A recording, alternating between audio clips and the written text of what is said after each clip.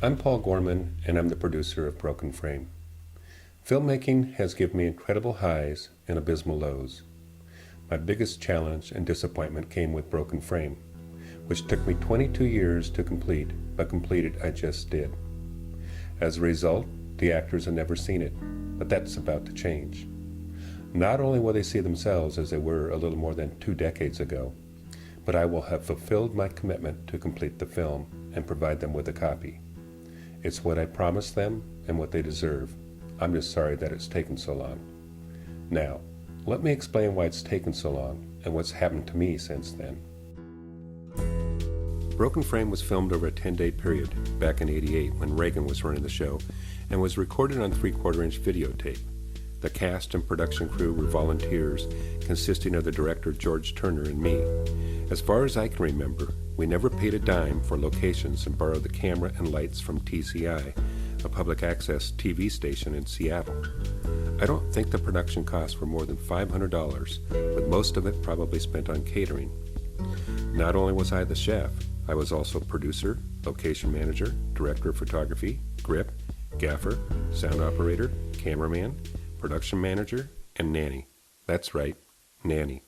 My wife Susan, who's a teacher, had the week off for spring break and went to Mexico, leaving me in charge of our 2 sons, who were 7 and 5 at the time. Fortunately, Susan's friend Diane helped out a little with the kids, but the boys did spend quite a bit of time on the set, except at night. The night scenes were shot next door at a neighbor's while the boys were fast asleep in their beds. Every half hour or so, I would dash inside to check up on them, and then hurry back outside to shoot another scene. By the end of the week, the boys hated my movie and detested me. The house was a wreck, and I was exhausted. I was in danger of suffering a heart attack and was sure Susan would kill me if the house weren't as clean as she left it, which was spotless. So, not ready to die at the prime age of 38, I frantically spent the final day of production cleaning house. By the time Susan arrived home, the place was immaculate, and I was off the hook. More importantly, Broken Frame was in the can. Now all we needed to do was edit it. Little did I know it would sit in a so-called can for the next 22 years. Unlike fine wine, the essence and structure of a film does not improve with aging. And in the case of videotape, the longer it sits in the can, the greater the chance the metal oxide coating will fall off the tape, leaving dropouts and glitches, and if you wait long enough, your film will decompose into a pile of metal oxide dust. So, George returned home to Olympia and planned to do the editing there at the local TCI public access station. Between his job teaching college and scheduling editing time, progress was slow. Another setback came when the editing equipment broke and they had no funding to fix it. At that point, George decided he would complete the edit at the public access station in Seattle, which is 60 miles north of Olympia. But it would have to wait until summer when school was out. When summer vacation finally rolled around, once or twice a month, George would drive up to Seattle, park his camper in our driveway, sleep the night there, and then spend a day or two editing, which is about as much of a block of time that TCI would let you schedule on any given day. As a result, progress was slow, but progress was steady. The editing was about 2/3 of the way done when disaster struck. In an attempt to create more storage space, TCI erased older projects which were not being worked on and had done the same to Broken Frame's master edit since it seemed to fit the bill. The good news was that the raw footage and rough edit were safely stowed away inside George's mobile home. However, removing tapes from TCI was forbidden since the station owned them and was punishable by death of your project and banning you from the station forever. But if we hadn't broken the rules, Broken Frame would have ceased to exist. So we actually did ourselves and TCI a favor, but I doubt they would have seen it our way. Back in Olympia, George vowed that he would start over as soon as they fixed the editing equipment. Weeks passed and the equipment never got repaired. Months passed and nothing. A year passed and nope, we don't have the budget. By this time, some of the tapes had already started decomposing, so some of the scenes in the old edit were never used in the new edit. Once again, progress was slow but steady. George was about midway through with a new edit when a college buddy of his offered him partnership in a resort he had just purchased in Mazama, Washington. A little while later, George moved 240 miles to the North Cascades wilderness to manage the place, and the editing came to a screeching halt since the closest public access station was in Spokane, about 175 miles east. I was disappointed and frustrated and was pissed at TCI. My confidence as a filmmaker had been shaken. Prior to Broken Frame, George and I had collaborated on 2 short films, Prisoner of Poetry and Waiting for Merit, which I wrote and produced and George directed. Both films were aired in Seattle on public access and received great reviews from Seattle's film and TV critics.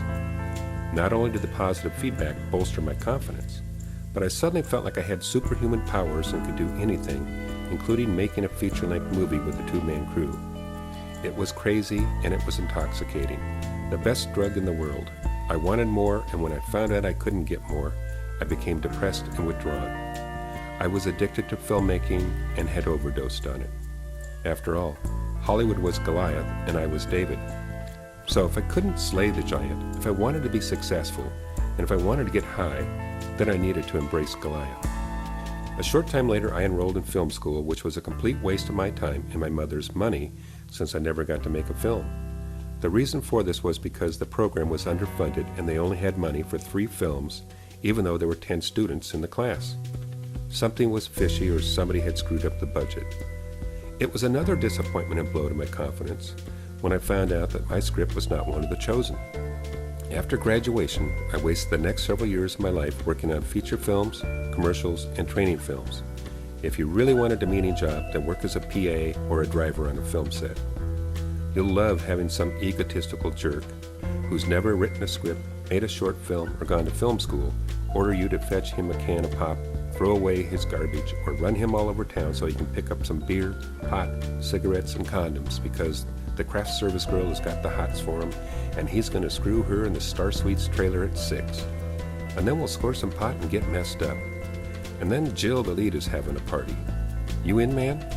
No, I'm going home. I've got a killer headache. From what? I gotta go. You depressed, man? Yeah, I'm depressed. What you depressed about? Broken Frame. What's that? It's a movie I made.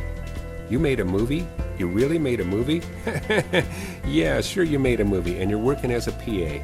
I never made a movie, and I'm a grip, and that trumps PA any day. No wonder you're depressed. I'd be depressed too if I was delusional.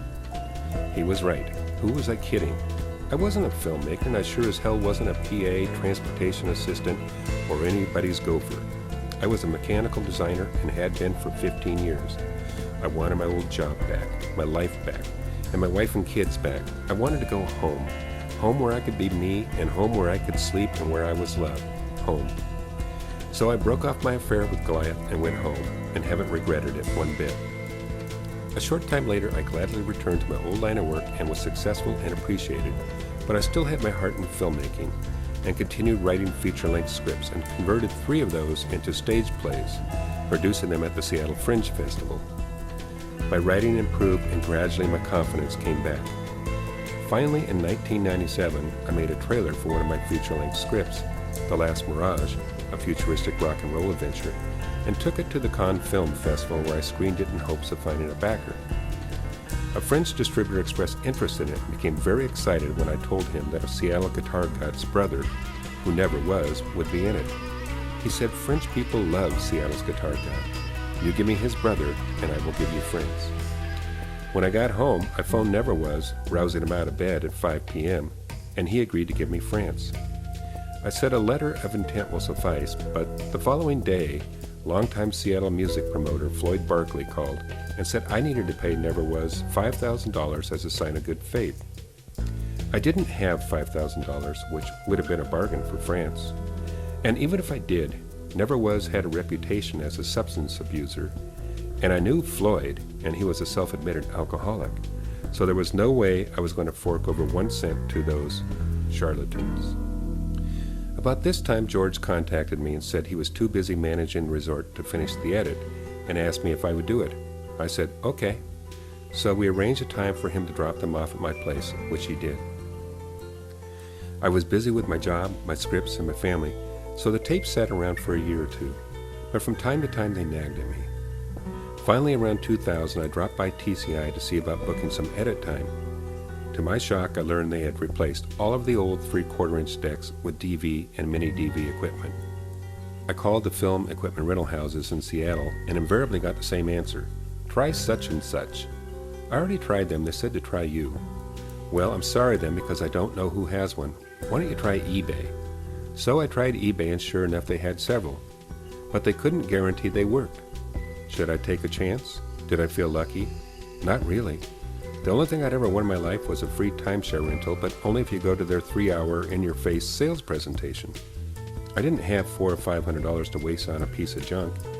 And if the deck worked, there was a good chance the tapes were shot. Then what? My dilemma was short-lived, as Susan and I found ourselves embroiled in a property dispute with our neighbors. The ensuing battle lasted 8 years and sucked every creative ounce of energy out of me, not to mention siphoning off hard-earned funds, which could have been used for Broken Frame or other projects. As the years passed, I thought less and less about Broken Frame. Sure, whenever I opened my closet, I'd see the box of tapes there, unless they were buried beneath a mound of dirty laundry, and from time to time would think about them. But for the most part, they were nothing more than a relic of my past, like an old Letterman's jacket or your first baseball mitt, something you knew you would never use again, but something you could never throw away. So there they sat, collecting dust and shedding dust. Little by little, I was certain that the images and voices captured more than 2 decades ago were disappearing and being silenced as if they had never happened in the first place. But as luck or fate would have it, in 2008, Susan and I went to her family reunion, and her cousin Kevin, who's a documentary filmmaker, showed us a trailer of a project he had shot 20 years ago, set aside, and after all those years had just completed. Sure, it was a little faded and grainy, since some of the metal oxide had come off the tape, but it looked and felt great, and Kevin beamed with satisfaction and purpose like the father of a newborn. I had never seen him happier or more content. At that moment, I knew I could and would finish Broken Frame. I was inspired. I was no longer bothered by our property dispute and was sure I could find a 3/4-inch deck in which to transfer the tapes over to digital media. I also knew that I would find a way to work around any missing metal oxide. Thank you, Kevin, for showing me that it could be done.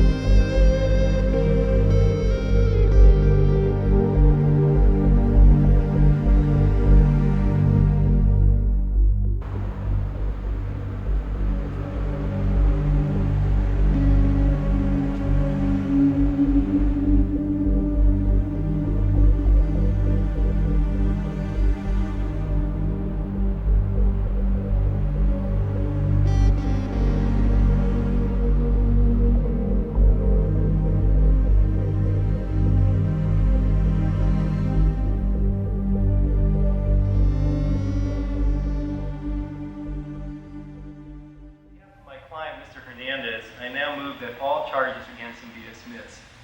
On what grounds, Mr. Leventhal? On the grounds, Your Honor, that according to the Bureau of Statistics that we cited in our brief, the hair samples and blood type that were presented by the police would match 50% of the male population. I object, Your Honor. Are you going to listen to this two-bit matzo ball? Now, he is clouding the issue with unnecessary facts. Now, those specimens belong to Hernandez. Sit down, Mr. Mancuso. You're out of order. Go on, Mr. Leventhal. Thank you, Your Honor. Additionally, the police presented no fingerprints and a weapon was never found. As far as being at or near the scene of the homicide, my client's car had a flat tire. He did not have a flat tire. He was out of gas. You punched him in the face. You didn't even know what he was doing. I was making an arrest of a parole criminal with a sexual assault record as long as you're on. So why did you tell me about that? Tell me about the last arrest in the same park. Order should be charged with an offense. Now, one more outburst out of you, Mr. Mancuso, and I'll have you up for charges for contempt of court.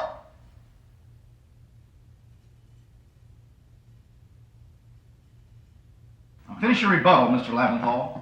As I was trying to say, my client had some car problems. He decided to take a shortcut through the park. He got picked up by Detective Mancuso while still in the park. Your Honor, we have no objective evidence. We don't have any facts here. All we have is a sequence of circumstantial events, simply random events, simply the fabrications of an overzealous and apparently biased detective and an innocent man. At this time, Your Honor, I move that you dismiss all charges against my client. I agree with the defense that the evidence is circumstantial and therefore insufficient in charging the accused, Mr. Philip Hernandez, with first-degree murder or with any crime. Hearing adjourned. You're the one who's guilty, Jameson. You're gonna pay for this. Joe, settle down. I understand how you feel. I agree with you. I'll authorize round-the-clock surveillance of Hernandez. You can start watching him tonight. Damn right I will.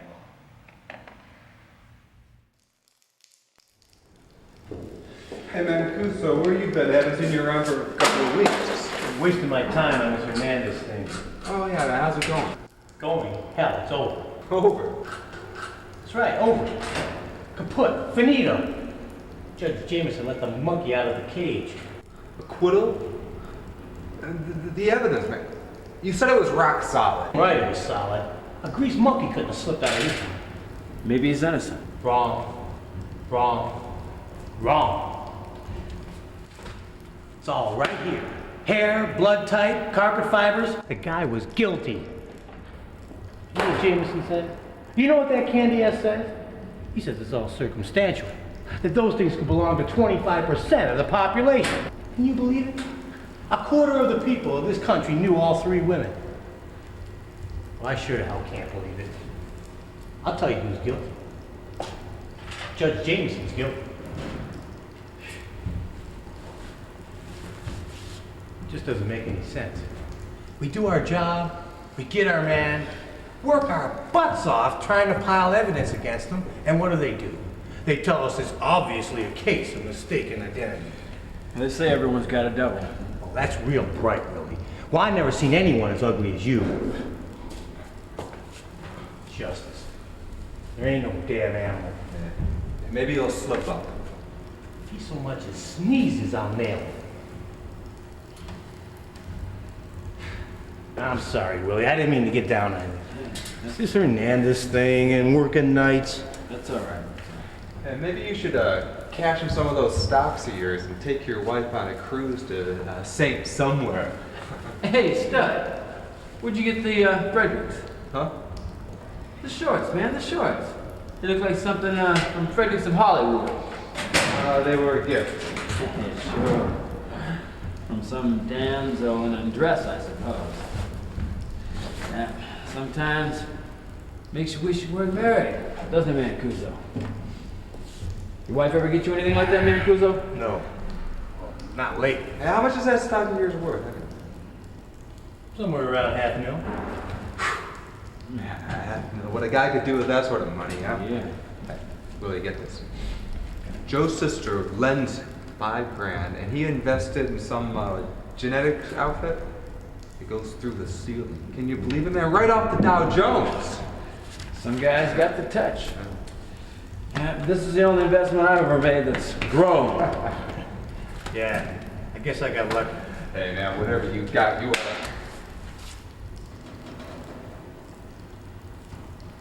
Interesting knife, Tony. Don't know if I ever seen one quite like it. Got it mail order. An Israeli army issue. Guess you could say mercenary stuff is my kind of hobby. You mean 8 hours of this crap isn't enough? It's in my blood. Oh, it's poison. Better get it out of your veins.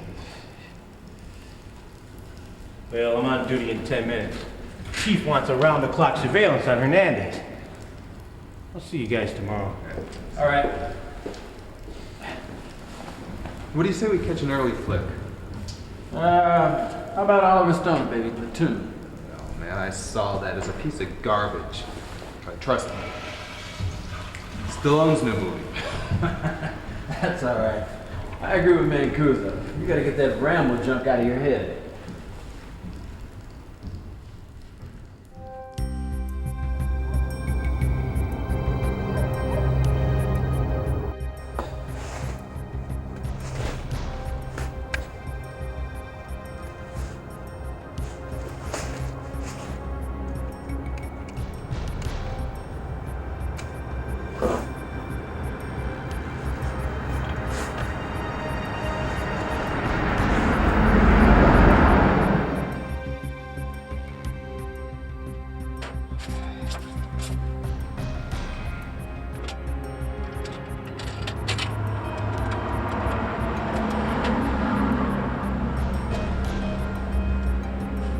Yeah, this is Tony. I gotta see you tonight.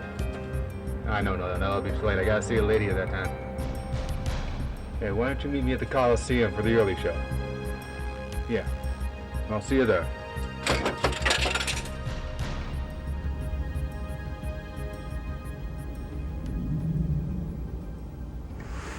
Damn it.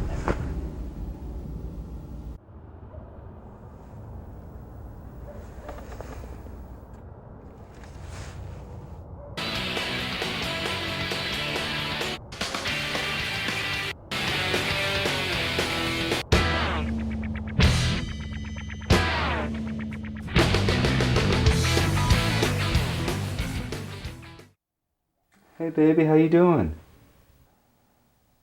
I'm sorry I'm late. I had to meet some guy. Oh, what's the matter? Dr. Tony will fix you up.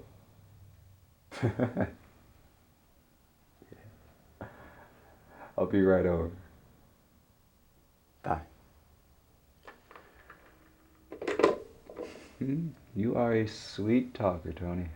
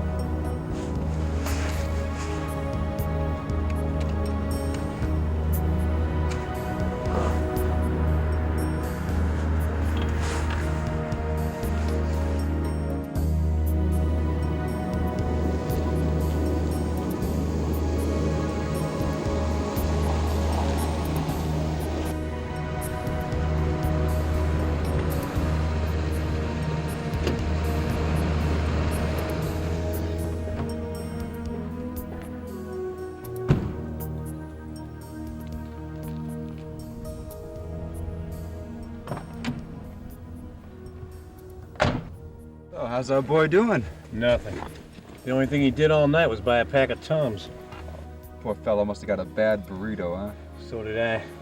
Too much coffee and cigarettes.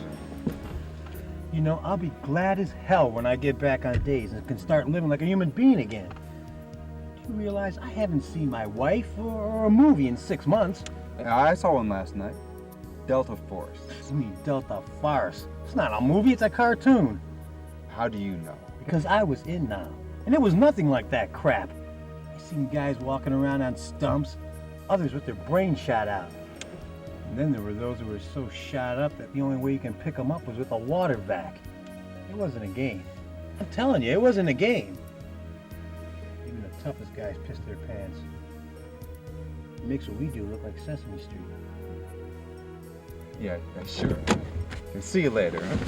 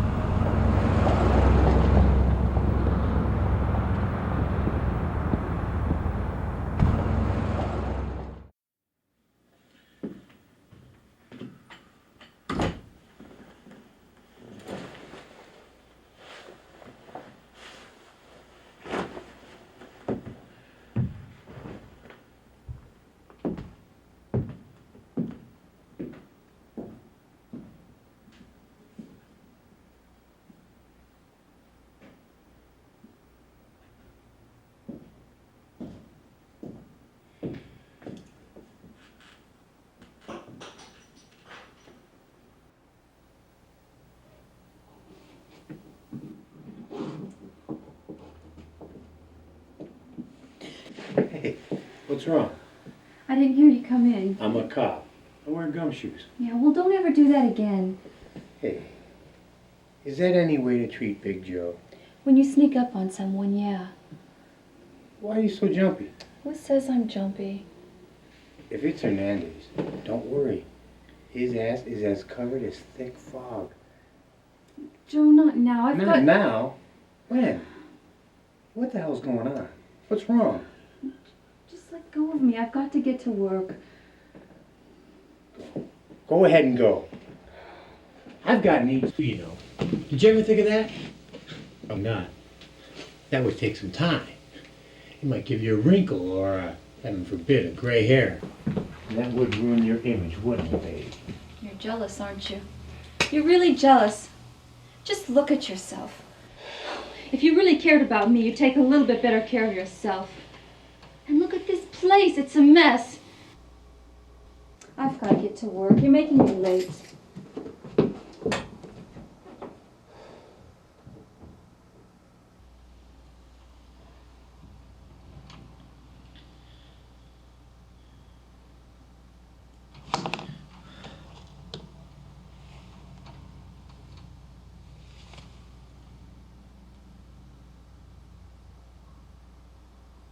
Tony, bastard. Go away, I'm busy. What is it, Mancuso? I want to talk to you about my hours. All right, come on in, but make it fast.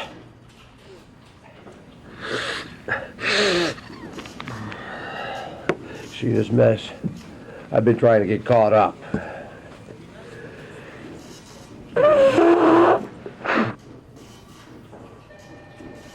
Now, what is it about your hours? I want to start working days. After they launch the tear gas and the concussion grenades, and they storm the plane. Now all the terrorists are in the cabin, so the Delta Force has to come Hey, to the man, rear. Kuzo! Now, Man, am I glad to see you. I was afraid I was going to have to hear about the rest of this 2-bit film. Just kidding, man. Tony's going to have to start going to matinees from now on. oh, what are you talking about?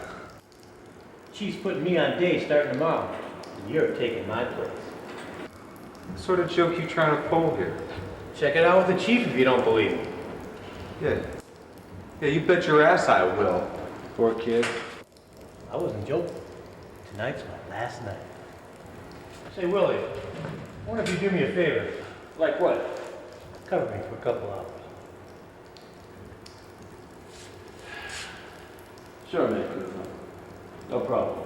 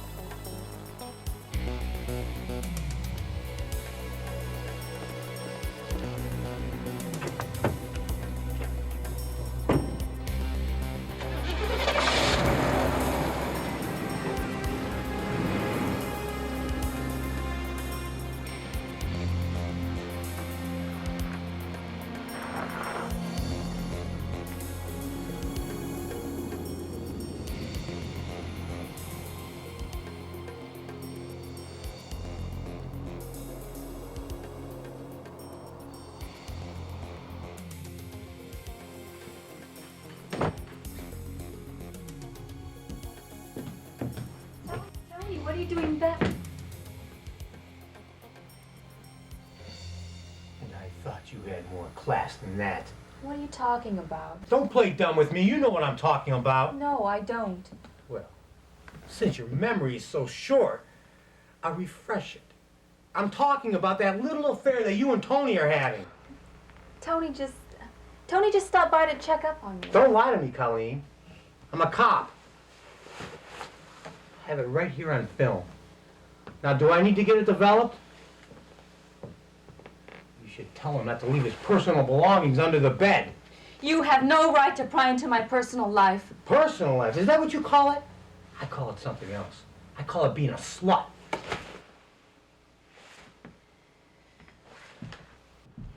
What, are you going to see him? It's none of your business. Oh, you two are a perfect match. All body and no brains. Well, at least he's got a body.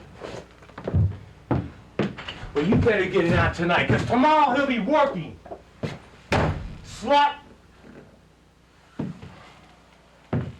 Who's there anyway?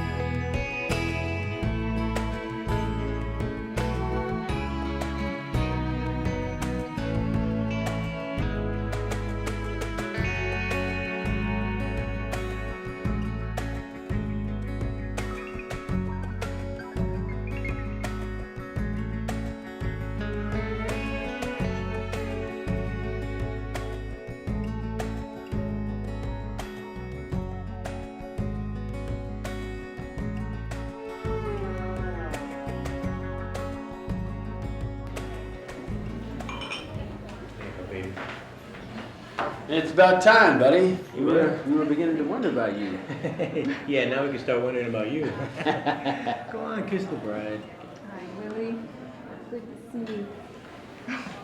Well, as soon as your arm gets better, we'll have to all try skiing again. You're gonna get me up there again. Once was enough. Joe, congratulations. Hey, Chief, good to see you. Glad you can make it. Baby, this is Chief Murray. Oh, hello. Him and I go back about 20 years. Busted me for stealing hubcaps. Good thing my daddy knew. No. Now I'm arresting criminals instead of being one. Well, then I'm grateful to you. But does Joe really have to go on nights now? I'm sorry, I wish there was something I could do, but we're on a 6-month rotation. You're just gonna have to love me more now. That will be hard. Nice to meet you, Chief. Nice meeting you. Can I come in? Hey, Tony, I thought you couldn't make it. Adams is covering for me.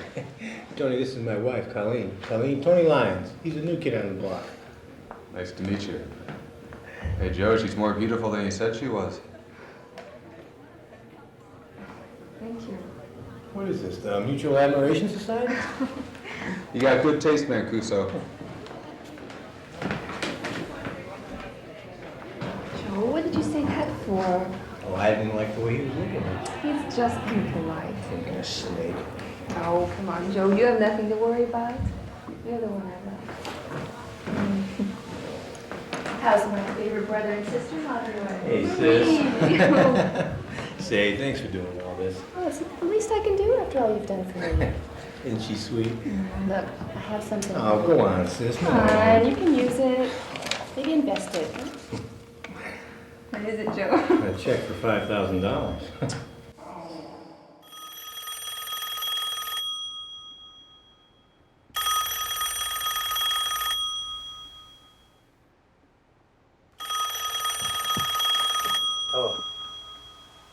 Yeah, Chief, what is it?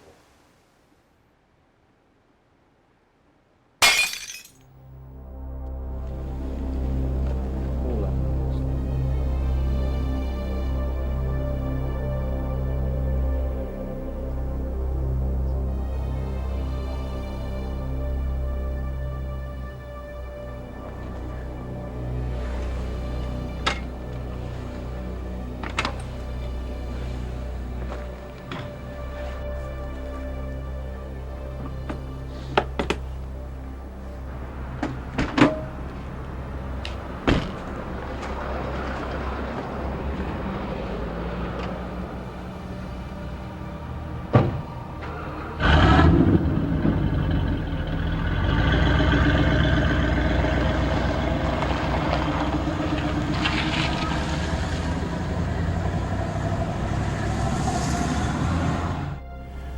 Sorry about your sister. If there's anything I can do. How was she found? Neighbor heard a scream. Called it in about 35 minutes ago. Weapon? No. A knife was used. If we didn't have Hernandez covered, I'd say he was our man. But I'm doing everything I can. I'm putting every available man on this, starting right now. Joe! Are you all right?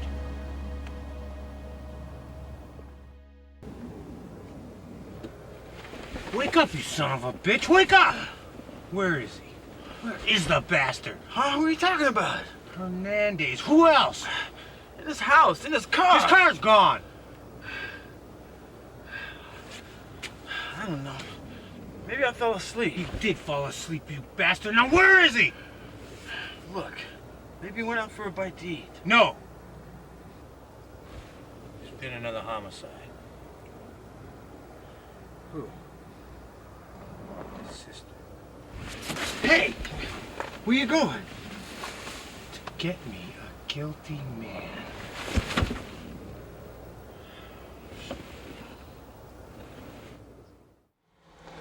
Well, I came by earlier, but you were gone. I thought we agreed you wouldn't come here. Well, he knows about us now, Tony. He found something of yours under the bed. No kidding. Oh, you don't sound real surprised. Well, he's a cop, isn't he? Yeah, it was just a matter of time. Yeah, well, what am I supposed to do now? I can't stay there. You can move in with me. Oh, I don't know, Tony. We can make it work. You love me, don't you? Yeah, I'm just not real sure about things now. Well, I am. He's done us a favor. Hey, we can get there. Hello. Oh, just a sec. It's Willie. Go get your things. Go on. You'll be okay. Yeah. How's Mancuso taking it? You think he's going after Hernandez? Yeah, I'll see what I can do. Yeah, see ya.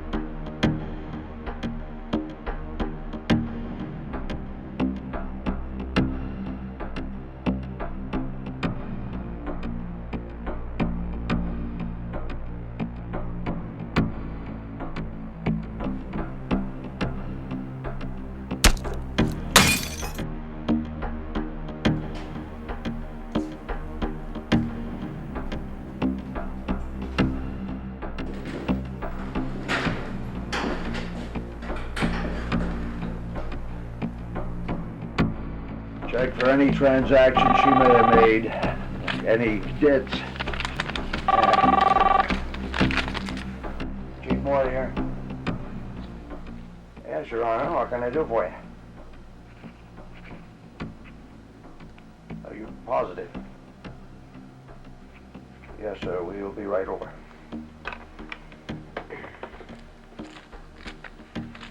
Matt Crusoe just murdered Judge Jameson's wife.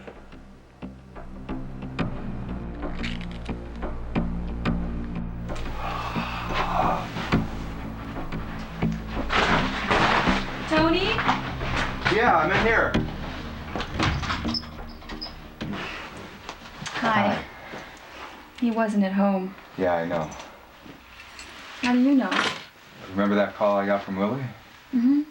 There's been another homicide. Oh, no, not another homicide. It's Joe's sister. Marie? Are you sure, Tony? Well, why didn't you tell me then? You were too upset. You waited till I... Look, Tony, I've got to go. Joe's gonna need me now. No, Gotta go. You're the last person he's gonna want to see. There's no telling what he'll do. Besides, while you were gone, I was out looking for him and I couldn't find him anywhere. Come on. Sit down. You gotta relax. There's nothing you can do.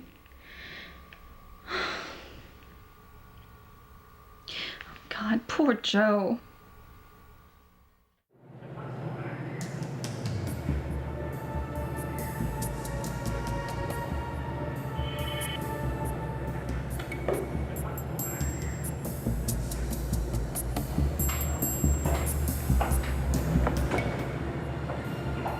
Mancuso,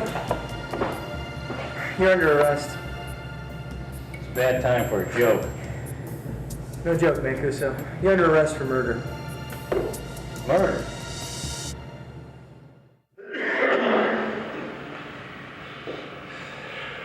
God, what a messy business. You realize you haven't got a chance. Jameson wants a death penalty. I'm sorry, Joe. I understand how you felt about your sister. I told him in my mind it was a clear case of temporary insanity. Concerning your sister, we're doing everything possible to find Hernandez. It was a tough situation to be in. I suppose I'd have done it. I didn't do it. I was looking for Hernandez. Come on, Joe, we've been over and over this. Willie told us you said you were going to go get some money. Yeah, Hernandez. I was talking about Hernandez. Why doesn't anybody believe me? One simple reason. Jameson made a positive identification of you, and who's going to call him a liar? The hell with Jameson. I'm being framed. Somebody wants me out of the picture. I got a clear idea. Look, Chief, do me a favor. There's a roll of film down at Possessions. Get it developed. I think you'll find it quite interesting. All right, Joe. I'll play ball with you on this, under one condition. This film, it better be good. If it isn't, you're on your own.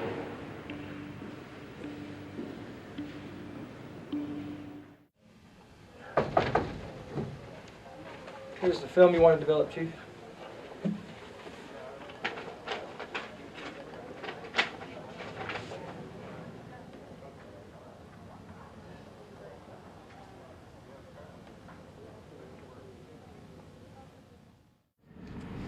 Hey, you're right, the photos are good.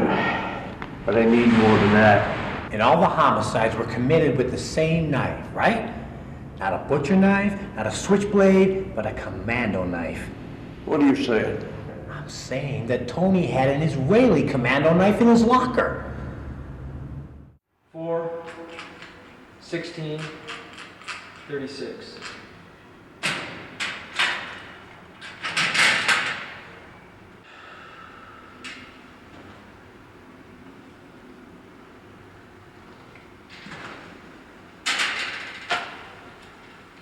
Run these for prints.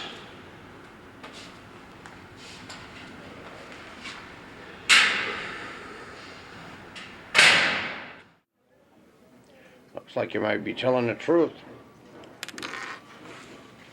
found a knife. And his mask. And his locker.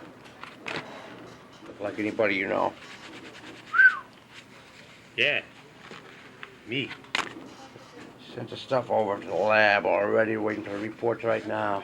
In the meantime, you're free to go, but don't leave town. Thanks, Chief. Oh, Chief. You're right. This is a messy business.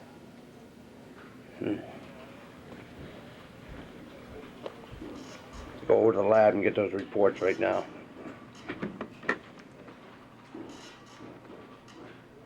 Pick up Tony Lyons.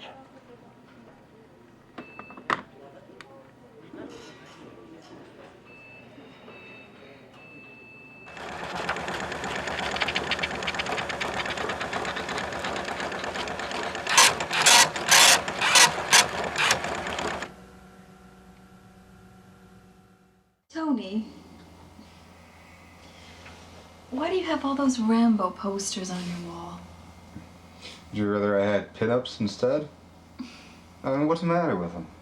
Well, they're so violent and bloody and, well, they're immature. Hey, it takes a real man to fight a war. I can't help it if I was born 10 years too late. I hope you're joking, Tony. Well, if I'm staying, these have got to go. I can't live with these. Fine. Fine. Take them down. Tony? Hello. No. Yeah, what is it, Adams? Fine, I'll be down as soon as I can get some clothes on. Yeah. What is it? The chief wants me down in the office. I swear, I've never seen that thing before. Hey, can't you see this is a setup? Mancuso's trying to frame me for a murder he committed because his wife is in love with me. Look, his prints are on my night. Doesn't that tell you something? I don't know. There's a lot of things that don't make sense. For instance, how did he get into your locker? Our lockers are close together. Maybe you saw my combination. Oh, all right. Suppose he is trying to pin one on you. Why would he go to all the trouble of making a mask of his face and then putting it in your locker? Why not just make a mask of you? I don't know. I don't have an answer. I know who does. The man who made the mask will know who bought it. There's only one man in this town capable of that kind of work. Hong Mok. You come with me. We're gonna pay a visit to Mr. Mok.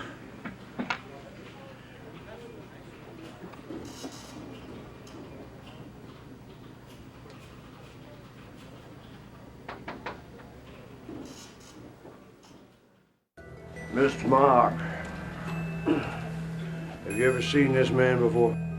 No, I don't think so. What about him?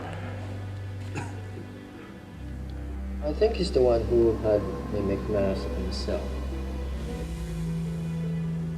Well, looks like you're off the hook, pal. I need to make a phone call before we pick up Mancuso. You two wait in the car. Let me use your phone, please.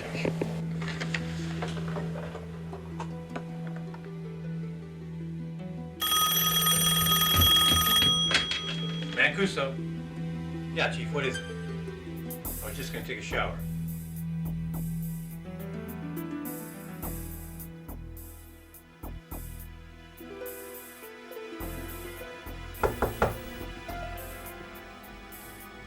What is it?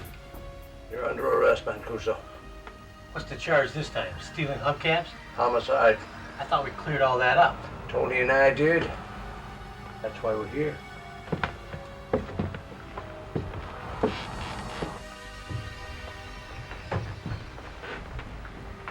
You got the wrong man. I already told you I didn't do it. Tell it to the jury. You're coming with us.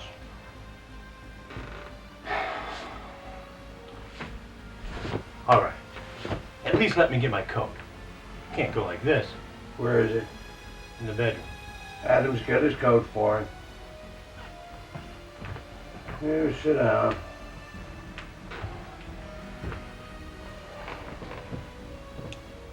You mind if I smoke? Where are they? On the mantel. All right, go ahead. You're to be congratulated, Chief. Excellent piece of detective work. Tell me, how'd you figure it out? The puzzle kept fitting together. You were trying to frame Tony because he was having an affair with your wife. The way you put the mask in his locker. And your fingerprints on his knife. Oh, it was good. It was really good. You know, I almost bought it. But I had to be sure, so I paid a visit to Mr. Hong Mak. He identified you as the man.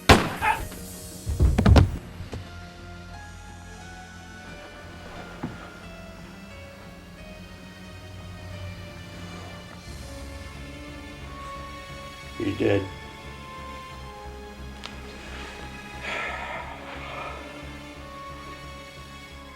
Guess this gives you the inside track, doesn't it?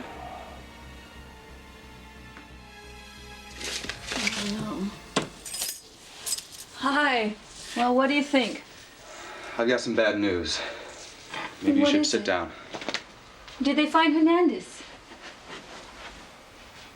Joe's dead. Joe? What? What do you mean, Tony? What happened?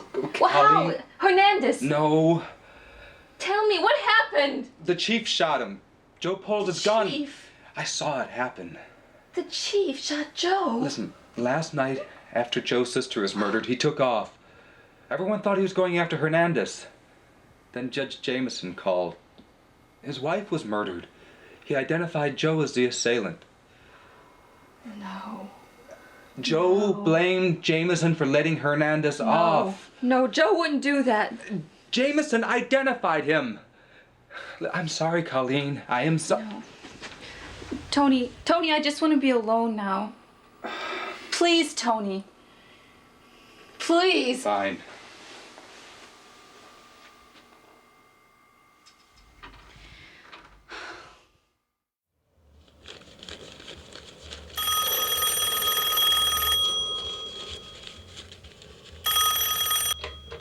Hello. Yeah, I got it. Meet me at O'Brien's in an hour.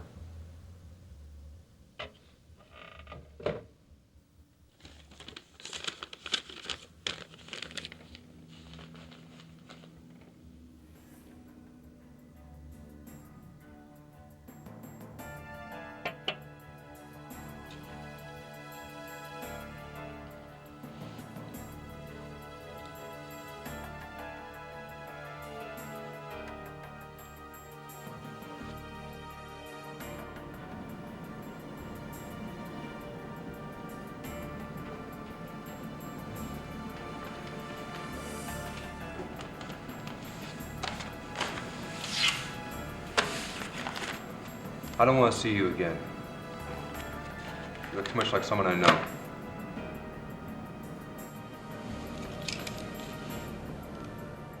What sort of double cross is this? It ain't no double cross. You're under arrest. Murder 1. Who the hell are you? Detective Joseph Mancuso, at your service. Sure. Like Jesus Christ, you've resurrected yourself. Get your hand behind your head and don't move. You know how much I want to put one right between your eyes. This ain't one of your movies, Tony. You ain't joking. You really are Mancuso. That's right. But I saw... Ever hear of a plank? Unfortunately for you, Mr. Mock has a photographic memory. He really slipped up. Should have picked a better double. One that doesn't have a mole on his cheek the size of your nose.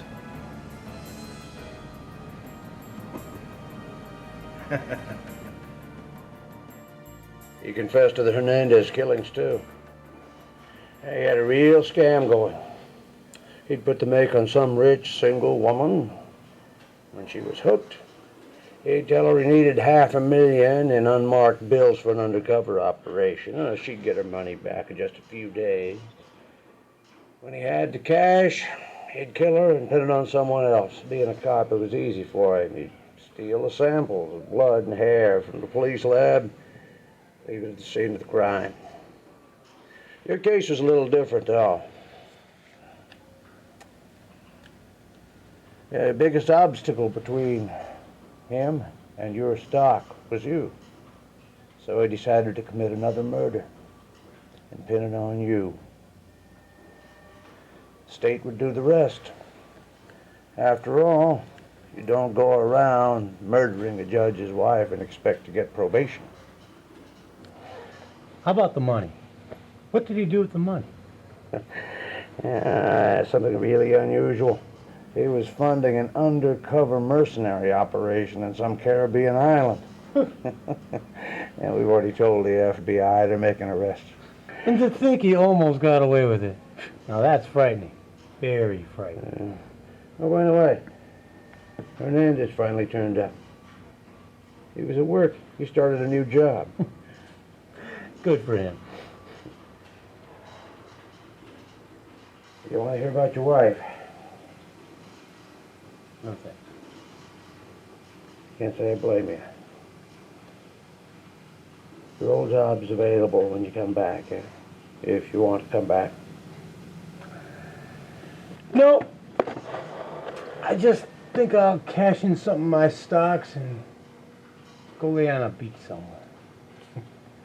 Hey, Chief, do me a favor.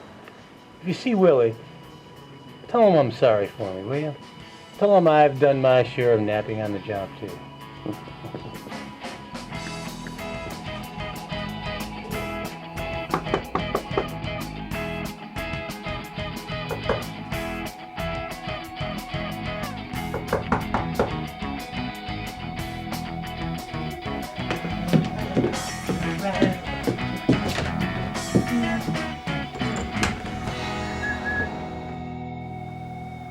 Hi, Joe. Can I come in?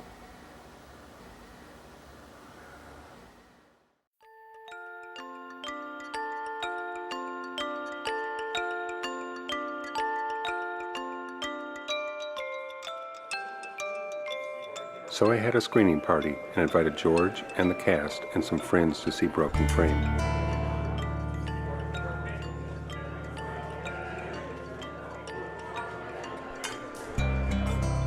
One by one, I greeted everybody as they arrived. It was like old times seeing the actors and George again. Good to see you. Yeah, you're an old man now. So are you. Join the club. Yeah, how are things going? Great, man. Yeah. Never. Oh, hi, Jennifer. Yes, yeah, nice to meet you too. How you doing? Great. Good. Good, my boy. Okay. Jack. Jack. Hi, Jack. How you doing? I'm Paul Gorman. I'm the producer of Broken Frame. He's the most obsessed person you've ever Well, I don't know. Is it final? Is it still Well, it's still being worked on. The last chapter is what we're working on right now. So it's basically like a trilogy, and Broken Frame itself is the centerpiece in that. And then the first chapter is reconstructing Broken Frame, followed by Broken Frame, and then deconstructing Broken Frame. over to Paul? Oh, yeah, George is there. Hey, Paul, how you doing? Fine. How you doing, George? Good. It's great to see you. Bring Lynn, too? Yeah, she's here. She had to go to the bathroom. Oh, Yeah. Okay, well, you guys Everybody's drove all the way from... astonished that I was the director. He was the director? Good to see you again, man. Been a while. Probably about 20 years, right? Yeah. I'm trying to remember because I know I think we were involved in another Well, we did Waiting for Merit together, and then you were also in Spare Change, and we're going to show Spare Change today as well, but not Waiting for Merit. We're not going to be showing that. But yeah, you were involved in those two projects, and then also Broken Frame. So three of my projects. Somehow the allure of Broken Frame still flickered and had rekindled old passions and ambitions, and had convinced them to come see the film and to participate in filming the final chapter of this trilogy. Pretty amazing, considering they were volunteers and Broken Frame sat unfinished for more than 2 decades. Such was the mystery and magic of Broken Frame.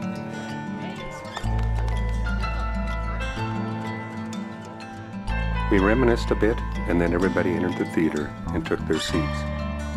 The moment of truth was near.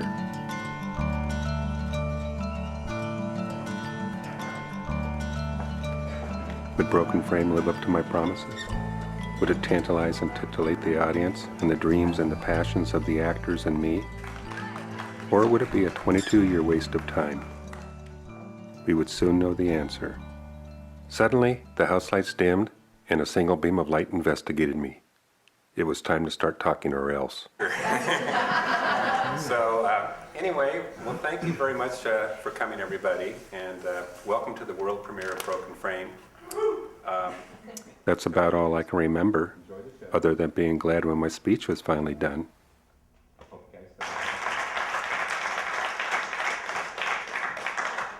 I took my seat and we watched Broken Frame. Afterwards, I introduced the actors and we answered a few questions.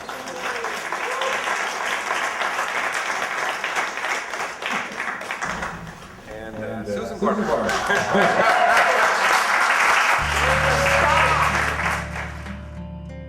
When I looked at Broken Frame, after Sean had finished his edit, I looked at it, and it had probably been about 20 years since I had seen some of that footage. And I looked at it, and I was just like, it was surrealistic. I couldn't really believe that I'd actually done it. What I remember is going over the script with Paul and figuring out how we were going to shoot it. And Paul did all the legwork. I really like the concept that he has this project that was in the can for 22 years. And then it's been nagging at him to finish it. 22 years later, he actually finishes it. It's a decent little movie that's, with volunteer hours and like $500 budget. So it's impressive in that regard. The story, I think, is captivating. And then I like the idea of him putting the bookends to it so that he starts out with explaining why it took 22 years. And now he's going to add on the interviews with all of the actors. So I don't know. Who knows where it'll go?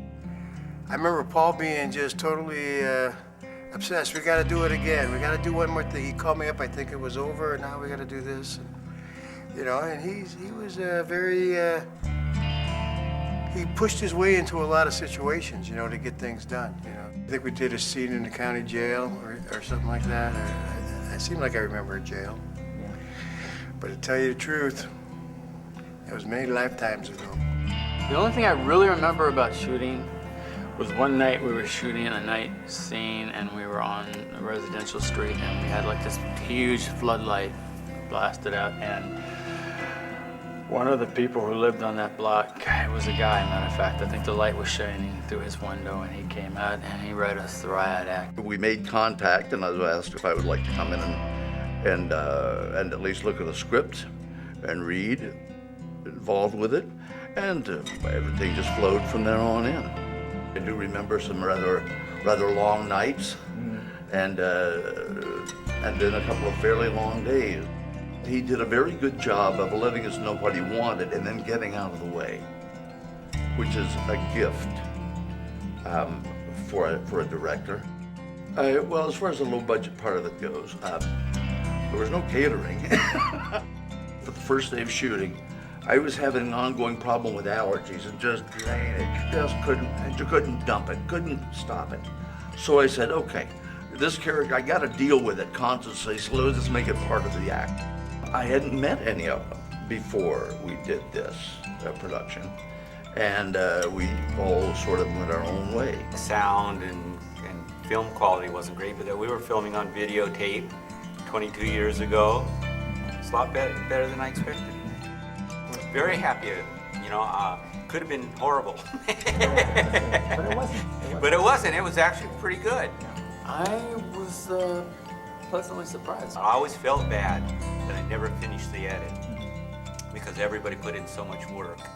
And I thought, gee, you know what? I should have finished that edit before. Because I felt kind of responsible for leaving Paul holding the bag on the film. But it worked out. It just took a little while. One by one, I said goodbye to the actors and vowed to stay in contact with them. By the end of the day, I was exhausted and was in a stupor, and for good reason. The past month had been the longest 30 days of my life. Not only had I just recuperated from a horrible cold, which landed me in urgent care with pneumonia and a cracked rib, but there were 5 actors I was still trying to track down. It was impossible because I couldn't remember the names of 4 of them. At least I remembered Ken Baggett's name. So I tried the various online phone books, but there was no listing in Seattle. I then did a nationwide search and got about 20 hits. I started at the top of the list and worked my way down.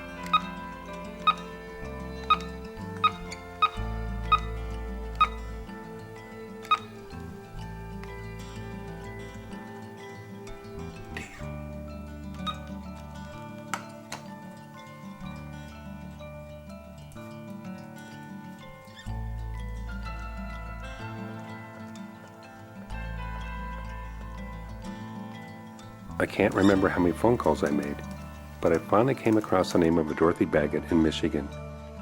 She was in her 80s. By my calculation, that would be about the age Ken's mom would be now, and the listing identified Ken Baggett as a relative.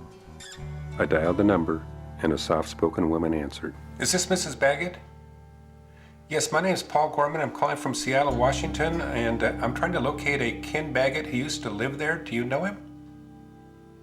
Well, he's your son? Well, that's great.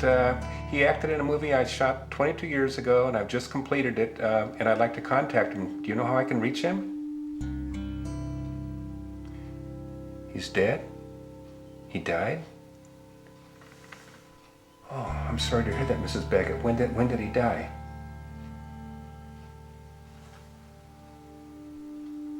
Well, I didn't know him all that well, but he was a great actor, and everybody on the set enjoyed him. I will, Mrs. Baggett. Thank you. I couldn't get over it. Ken was dead, and he would never be able to see the movie he acted in so many years ago. I knew it wasn't my fault, but somehow it didn't feel right to screen Broken Frame without him. It was supposed to be a time to celebrate the past and dream about the future. It never occurred to me that there was such a thing as reality. Once again, I've been blinded by my own ambition. How silly of me. Did I really expect everything to be as it was, and for nothing to have changed? Yes, I did. I was so absorbed in what I was doing that I was stuck in my own private 1987 time warp. I've got some bad news. Maybe you should sit down. Did they find Hernandez? Joe's dead. Joe. What do you mean, Tony? What happened? Should I cancel the project altogether? If I did that, then all the work the others and I had done would be for naught. But it didn't feel right to continue on without Ken. My dilemma was driving me crazy. Everyone thought he was going after Hernandez. Then Judge Jameson called. His wife was murdered. He identified Joe as the assailant. I had to speak with Mrs. Baggett again. Hello, Mrs. Baggett. It's Paul Gorman calling. And the reason I'm calling is I forgot to tell you that I'm going to be having a screening of Broken Frame on November 1st, and I would like it if you could come. I understand. I'll send you a copy of the DVD when it's all done then. You're welcome. Bye. Mrs. Baggett had just resolved my dilemma. She wanted to see Broken Frame and said that Ken loved acting. Ken was dead, and 22 years had evaporated the moment Mrs. Baggett had uttered those fateful words. I couldn't think of a better way to honor him than to complete the project and screen it and send her a copy. Rest in peace, Ken. You will not be forgotten. In the end, I learned a lot of things. I learned that 22 years is a long time, and that a lot of things happen to people in their lives. I learned that movies aren't real, but the people who work on them are. I also learned that sometimes movies are like fine wine and do improve with aging. Do I have any regrets? No. I think that Broken Frame is better now than it would have been then. And I'm satisfied and glad to have finished a project that has nagged me for the past 22 years. None of us got paid for working on Broken Frame, but I'm proud of what we accomplished, and I'm wealthier for the experience.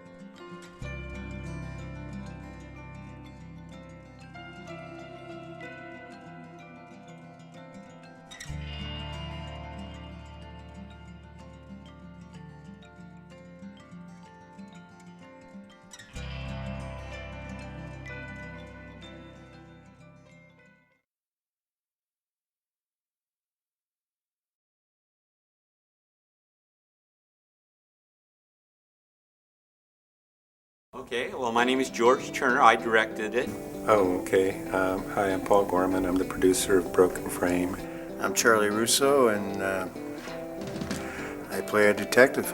My name's Larry Madden, and I did some acting in 2 or 3. I'm not even sure about that. I know I did some acting in 2, but he says I acted in another one, maybe. I don't recollect, though. I'm Susan Gorman, married to Paul, and I have been his cheerleader and caterer and probably his arch nemesis during this project.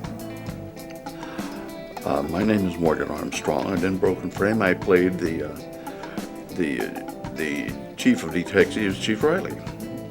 I'm Brett Ellerton, and I did the music for the Reconstructing Broken Frame segment and I will be doing the outro, Deconstructing Broken Frame music. How did you meet Paul, or how did you get involved? That's a long story. Basically, I knew Sue, his wife, and when Paul decided to start making movies, for some reason he asked me to participate. Yeah, I suspect Sue might have had something to do with that. And I thought, this sounds interesting. Okay, I'll give it a whirl. I work for Paul's wife, Susan. I'm a preschool teacher, and he asked me to. He had heard some of the music that I do. I do music with the kids at school, and I've been doing music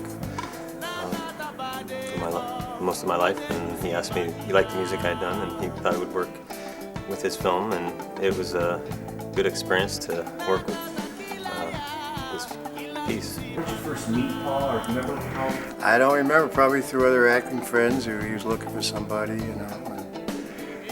Someone gave him my name. Craigslist wasn't around back then. What's that? Craigslist wasn't around back then. No Craigslist, no computers. How did you get involved with Broken Frame? Just another phone call from Paul saying I got a project? Yeah, but I'm trying to remember how him and I even connected in the first place. That's the thing I don't remember. Because I think I used to be involved in theater and doing short films and things, but how we hooked up, I cannot remember. What do you remember about being an actor? Well, the funny thing is when Paul decided to start taking on the project of redoing the film, or finishing the film after 22 years, and he was showing me clips, I watched with him, and there I was, and I had totally completely forgotten that I had been in this particular film. So it was a surprise. You remembered all about it stuff. So. Yeah. 20 years. I remember making a love scene with Linda. That's why I was wondering if she was here. You know? The love interest, the woman. What's happened to her? I haven't been able to find her, so I don't even know what her name is. So I lost. Linda, it was on the credits. Well, I just made it up. It sounded good. Well, I know it's Linda, but I know it started with an M, but please don't tell anybody. I got a vague image of the people that were in it with me because I haven't seen them since. And I wouldn't know him. Like I didn't know Paul when I walked in here. I was kind of looking around for a guy with glasses, and that's how I remember him. He had thick, glasses on. And How did you get involved with Broken Frame? I think it was just a combination of things. I had been looking involved with the Seattle Fringe Theater movement from time to time, directing some things, and I came to the attention of Paul Gorman. Was this your first project with Paul, or your? Yeah, I think it was. I did a thing called Waiting for Merrick, which I don't know what order we did it in. I can't even remember that. It's been so long. Well, I had forgotten about it. So, when he mentioned not so long ago that he wanted to revisit that and finish it, I was like, wow, I sort of remember a movie called Broken Frame. And then when I saw the footage, I began to remember it better and better. But so no, at the time it was probably more just supporting him as he followed what he loved to do, made him happy. Remember anything about the project? Your role or the storyline? I thought one of them involved detectives or some kind of crime story, police story, I think. I think that's a Broken Frame film. You know, the process, how you got going on it? I was new in town as an actor, and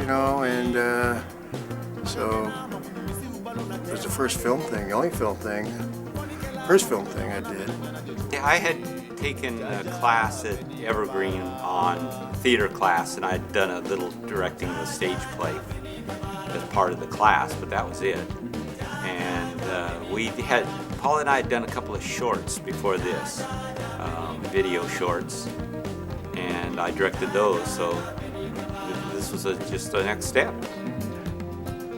And I had not done a lot of work in front of the camera.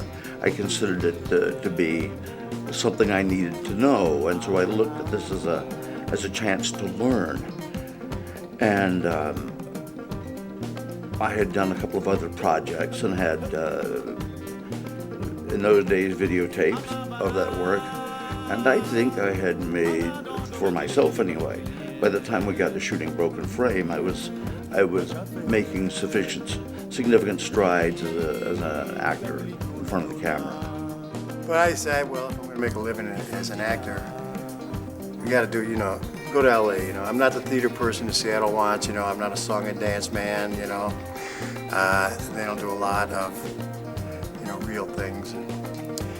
So we were in LA for about 3 or 4 years. I don't remember, and I decided I would have to save Steven Spielberg's life. Just happened to be walking by as he got in a car crash and pulled him out of a burning car to get a break. The things I was in Seattle, for my type, I get called for auditions to be 5 or 6 people there, And LA, I get called for an audition, there'd be 250 people there, to say, you're talking to me. Acting came to me kind of weird because it's nothing I ever wanted to do growing up, and I really didn't get into it till I was in my 30s. I'm a professional stage actor and had worked around the country, but made my home in the Seattle area. I'm not an actress, as you'll see. So it was just really a small piece of what I was doing. I think we pretty well stuck to the script, and we took several takes and from different angles, and because even though I wasn't experienced, I knew that I had to have options when you're editing. So, and you know, some blowing lines or not enough emotion or something. So we do several takes. Yeah, there were some scenes that I think we didn't put in there, but I don't remember what they were 22 years ago. I only remember what's in it. The technology we had back then is so different than today. You know, all the HD cameras and red cameras and everybody shooting on high definition. Excuse me. Cell phones. So yeah, we didn't have cell phones back then. Like the courtroom thing, I think was an afterthought we did later, and that's why Sue was in it, because she'd come back from Mexico.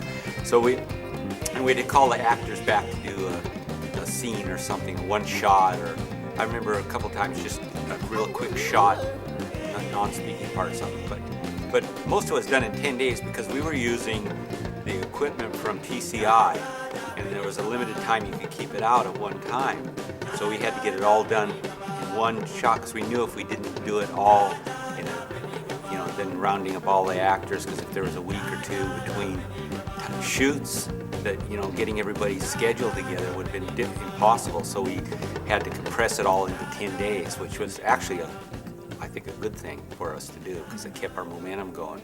We're pretty exhausted afterwards, but we got it all done. Having put in all of the time and energy initially to do the production, the pre-production and the production, and two guys doing all that work and then being so exhausted afterwards, and then having a series of setbacks that happened to us with the editing, the tapes being erased by TCI, and no funding at the station down in Olympia where George was doing the editing.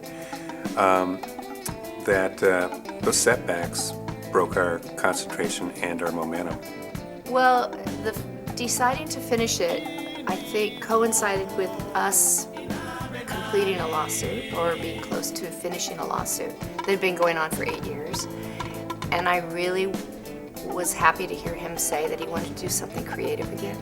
Because for 8 years he was sucked into that lawsuit, and it was depressing. So I was happy for him to do that.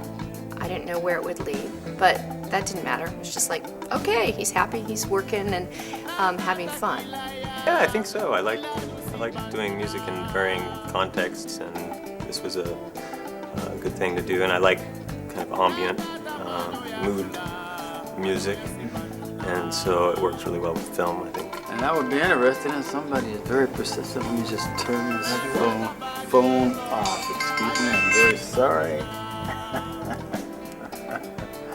I just had turned 60 years old, and I wanted to do something that was meaningful and something that was memorable, and something that was adventurous, but not something that was necessarily dangerous.